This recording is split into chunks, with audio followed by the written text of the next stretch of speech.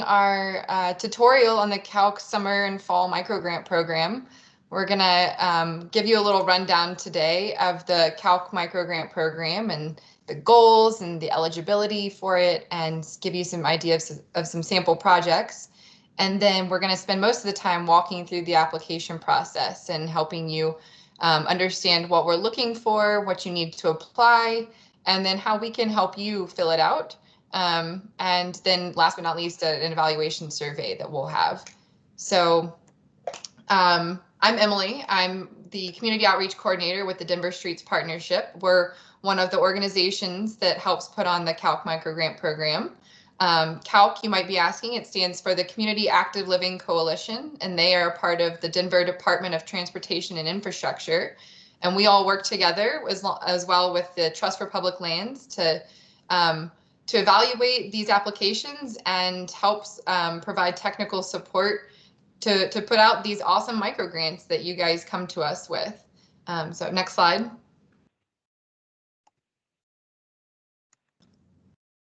Oops, and go ahead and go to the next one. And yep, so these are our organizations, and then one more. So I want to tell you guys a little bit more about the microgrant. Why are we doing this program? So the idea here is that we have these small microgrants, micro meaning very small, that we are aiming to make your communities safer, easier, more fun to walk, bike, use transit, and just be more physically active in our great city.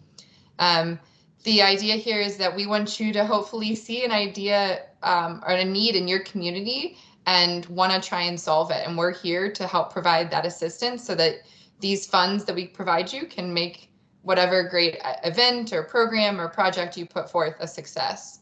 And again, so this micro, meaning really small, it should be really quick to put on and get off the ground in a couple of months, maybe even a couple of weeks. And it shouldn't need a ton of people to help put on. It really could, it's a community-led or even just your own self put on. So going on to the next part here, we're going to talk a little bit about who's eligible to apply for the microgrants. So we have two different fundings that we're offering here. We have individuals or organizations and businesses who can apply for the microgrant, but to be eligible, you do have to be within the city and county of Denver to apply. And individuals can request up to $400, and organizations or businesses can request up to $1,500. And you see here how they would be distributed to your accounts. And a couple of other requirements that we have for people to apply are that, in the days of COVID right now, we're asking that folks have to support Colorado and Denver public health orders, as well as social distancing guidelines throughout the entire life cycle of your project, from the very beginning of the procurement all the way to the evaluation stage. And then it's also important that these projects are located within the city and county of Denver boundaries. And again, and last but not least, we have a project deadline of October 31st of this year. And we have the project itself needs to be completed by then, as well as our post-evaluation survey with documentation. So now I'm going to get a little bit into, unfortunately, what we cannot fund with this grant. So the grant monies that we have do have limitations, and as you'll see here, some of the things that we're unable to provide funding for are direct compensation for labor or for time, things like food, perishable or non-perishable food items, and then hygiene or cleaning supplies or things that are single-use items. And additionally, things that are going to go against public health orders or that would encourage large gatherings, we can't fund that. Things that would install or put any unpermitted furniture or items in the right-of-way. And then last but not least, things that just don't relate to the goals of this the microgrant, which is to encourage physical activity, active transportation, or the built environment. But what we can fund and what we have funded in the past are some really, really awesome projects that we wanted to give you some ideas of here. So some sample projects from our previous cycles of the microgrant have been bike delivery services. We had folks also doing community bike rides, We've had community murals and then bilingual chalk art. So just some ideas here to get the wheels turning. Hopefully, maybe they'll spark some interest for you. But now I want to help you guys walk through the actual grant process, micro-grant application process. And to do that, you got to first actually access the application. And there's a couple ways you can do that. You could use trusty Google and just look it up, but I recommend that you go to www.denvercalc.org/microgrants, and that'll take you straight to this page here that you see. That'll tell you all about what we were just giving you an explanation of, is what are the eligibility requirements and any information you might be looking for. And then as you scroll down, you'll actually have the form that is embedded into this page. So let's get into it, filling out the actual application. Here, we're going to ask you to give us your email address, because that's the #1 way we're going to contact you, your name, and if you're an organization, put your organization's name and your phone number. We also ask that you list the preferred language. We hope that we can use any translation if possible, if English is not your first language. And then also specify which type of grant funding you would like, whether you're applying as an individual or as an organization. And if you're applying as an organization, when you select that, you'll have a drop-down that will ask you to please upload your W-9 and also provide a description of your business as well. And then a couple other required things here in the application are to list your mailing address where the funds are going to be sent, and to identify who that main contact person will be for the financial stuff. And so if that's you, then that's you, and just identify that. But if it'll be somebody else, then you select that button and it'll have a drop down and you fill out their information as well. So moving on, at the end of that page, it'll have what we want to really highlight here are the agreements. We are providing you with funds, so that this is sort of a deal between the two of us here. And we want to make sure that you are aware that this project has some requirements, and that means that you know that and agree and promise that this project will be completed prior to October 31st. And you will also complete your project evaluation survey and documentation prior to October 31st as well. And then really, really importantly, we want to make sure you're monitoring the public health orders for the city and county of Denver and following best practices as far as it goes for public safety and social distancing. So making sure that you check all of those boxes, that'll allow you to click next and continue on to the next part of the application.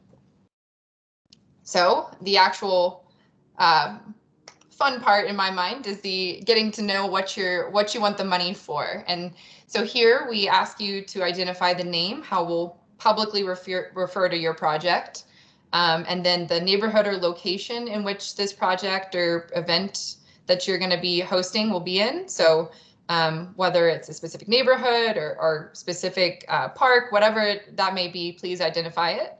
And then in less than three sentences, describe what you want to do for your project. So hopefully be a little less talkative than I am, and be really, really concise there, and just tell us quickly what you're hoping to achieve with the funding that we give you.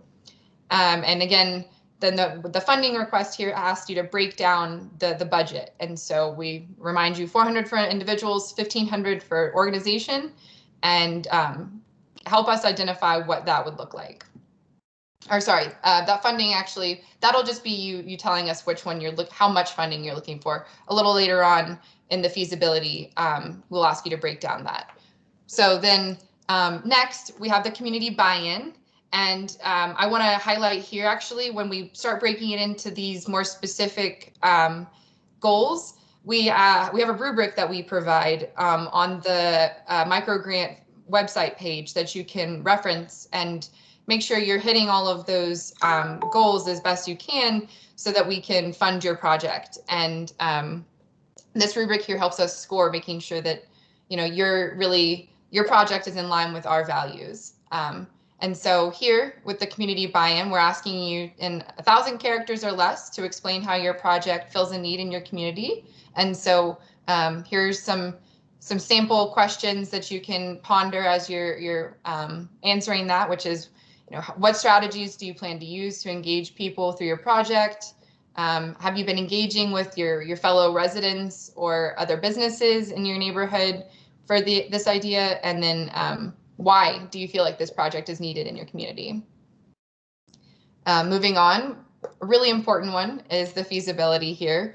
We want you to, in 1,000 characters or less, outline the budget or timeline of your project, including the planning, how you plan to acquire those materials and complete the project, and whatever types of partnerships that you also might potentially have within this time. So here it's listed out for you a little bit more. I'll go over it briefly. Again, we want you to lay out what your proposed budget might be. So the materials, those proposed costs, and where you plan to get them. A timeline. If you, we want you to kind of give us a step-by-step as best you can, but if you can't give us a really intricate timeline, then we really would love to know just when you plan to start, what is the middle phase going to look like, and then when you plan to achieve completion for this project. And then also taking into account if there's any sort of permits or approvals that you may need, putting those in your timeline as well is really important. And partnerships. If you are working with any other partners that aren't listed within your organization, then make sure you identify those as well. Moving on, we've got compatibility and equity, which are two other values that are very important to this microgrant program. And so again, and we ask you to be trying as concise as possible with 1,000 characters, but tell us how your project relates to our goals of promoting active living and active transportation and creating a healthy built environment. And in that same manner, we also want you to please describe who will benefit from your project, because equity is incredibly important for us. And we hope that you take that into account as you're thinking about what this project you might try to be doing and who would be affected by it. And so we ask you to please specify how you plan to integrate that in your project. And moving on, next we have creativity and long-term impact. So we want you guys to have some fun with it. This is supposed to be a really joyful thing for you, and so we want to know what about this project is innovative or creative and new and exciting. And if it's maybe not the first time we've heard of it, that's okay. We want to just still encourage you to try and have fun with it. And if this is a project that CALC has funded before, please let us know that, and please identify how this is going to be different from past projects. And in that same idea, we really want to encourage folks who've applied for projects in the past to keep applying, because long-term impact and sustainability is really important to these microgrants. And we would love to know if you have plans or interest in creating a more sustainable project, maybe not something that's just a one-time thing. And so if you have plans or ideas for that, please go into that in this section here and tell us about those hopes and dreams here for your sustainability of this project. And then at the very end here, we're going to ask for a little bit of feedback. We'd love to know about how you heard about the CALC Micro-Grant program, and if you have received or applied for the CALC Micro-Grant program before. And then, of course, open up the floor to you. We want to know if there's anything else you'd like us to know. There's a big open section there, and we welcome you to fill that out and let us know anything else that you might think is important about yourself, your organization, or your project. And then at the very end here, or I guess it's just really important for me to make sure you guys know that we're here as a resource for you, the CALC and the DSP team. We are here to provide technical assistance, help you think through your budget and your application. We have both one-on-ones that we can do, and you can email us your ideas and we can set up a meeting to talk through them, or we can just talk through email, whatever is your preference. And we also have an interest form that is linked on the microgrant website page as well. If you aren't quite sure yet about what the project you want to do is, but you've got some ideas and you just want to talk through it more, we really encourage you to fill out that interest form. But if you're maybe a little bit a step further than that and you're still just struggling with some of the questions on the application, go ahead and fill out the application. Start it. You do have the ability to save your application and come back to it, but you also can fill it out, submit it, and as best you can, and then we can follow up with you and give you feedback and work with you to make it the best application possible. So with that, I think I wanted to, last but not least, touch on the really, really important part for us as far as data goes, because I gotta say I'm a data nerd.